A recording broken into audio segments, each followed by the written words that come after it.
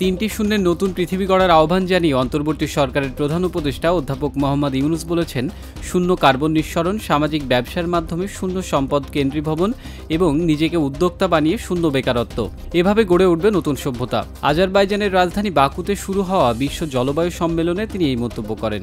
Doctor Yunus বলেন, পৃথিবীর মানুষ এমন এক জীবনধারা বেছে নিয়েছে যা পরিবেশের বিরুদ্ধে কাজ করে, কিন্তু বেঁচে থাকতে হলে একটি নতুন সংস্কৃতি সৃষ্টি করতে হবে, একটি পাল্টা সংস্কৃতি যা ভিন্ন জীবনধারার উপর ভিত্তি করে গড়ে উঠবে।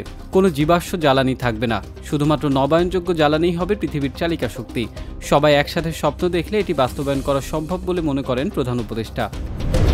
সেন্ট মার্টিন যাওয়ার পথে নাফ নদীর মোহনা থেকে সিমেন্ট বোঝাই 2টি ট্রলার সহ 6 মাঝিমল্লাকে অপহরণ করেছে আরাকান আর্মি। বুধবার বেলা 11:30টার দিকে অভিযোগ করেছেন ভুক্তভোগী ট্রলার মালিক ও Teknaf Saint Martin service boat মালিক সমিতির সভাপতি আব্দুর রশিদ।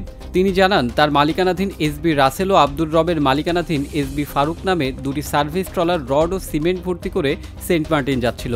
মঙ্গলবার দুপুরে নাইকখংদিয়া নামক এলাকায় অস্ত্রের মুখে তাদের ধরে নিয়ে যায় মিয়ানমারের সশস্ত্র গোষ্ঠী আরাকান আর্মির সদস্যরা। কিন্তু সেন্ট মার্টিনে কোনো প্রকার নির্মাণ সামগ্রী যাওয়ার অনুমতি প্রদান করা হয়নি বলে জানিয়েছেন টেকনাফ উপজেলা নির্বাহী কর্মকর্তা মোহাম্মদ আদনান চৌধুরী। টেকনাফ 2 বিজিবি ব্যাটালিয়নের অধিনায়ক লেফটেন্যান্ট কর্নেল মহিউদ্দিন আহমেদ বলেন, এসব ট্রলার যোগে নির্মাণ সামগ্রী পাচার নাকি ভিন্ন কিছু তা তদন্ত চলছে। ইতোমধ্যে আরাকান আর্মির সাথে যোগাযোগ করা হয়েছে। ট্রলার দুটি কোথায় তা বের করার চেষ্টা চলছে।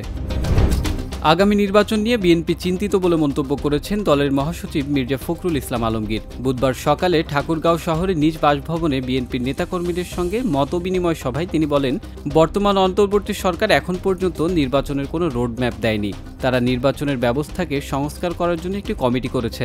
তারা এরই মধ্যে চিঠি দিয়েছে মতামত জানানোর জন্য। বিএনপি শিগগিরই মতামত দেবে। সবাইকে সতর্ক থাকার আহ্বান জানিয়ে বিএনপি মহাসচিব বলেন, মাথার উপরে এখনও বিপদ আছে। গত সোমবার বঙ্গভবনের দরবার হল থেকে সরিয়ে ফেলা হয় বঙ্গবন্ধু শেখ মুজিবুর রহমানের ছবি। এ নিয়ে সমালোচনা শুরু হলে ফেসবুকের ভেরিফাইড পেজে এর ব্যাখ্যা দিয়েছেন অন্তর্বর্তী সরকারের উপদেষ্টা মাহফুজ আলম। লিখেছেন, কন্যার ফ্যাসিবাদী শাসনের কারণে শেখের ছবি সরানো হয়েছে। যে শাসন মেয়ে করেছেন ফ্যাসিবাদী বাবার নামেও তার 71 পরবর্তী চেতনার কথা বলে। তার বাবাকে দেবতুল্য করা হয়েছিল, কিন্তু জুলাই অভ্যুত্থানের পর বাংলাদেশের মানুষ একসঙ্গে তাদের দুজনের ছবি, মুরাল ও ভাস্কর্য নামিয়ে ফেলেছেন। এদিকে বঙ্গভবন থেকে বঙ্গবন্ধুর ছবি সরানো উচিত হয়নি এমন বক্তব্যের জন্য দুঃখ প্রকাশ করেছেন বিএনপির সিনিয়র যুগ্ম মহাসচিব রুহুল কবির রিজভী। মঙ্গলবার দুপুরে বক্তব্যের সংশোধনী দিয়ে এক সংবাদ বিজ্ঞপ্তিতে তিনি দুঃখ প্রকাশ করেন।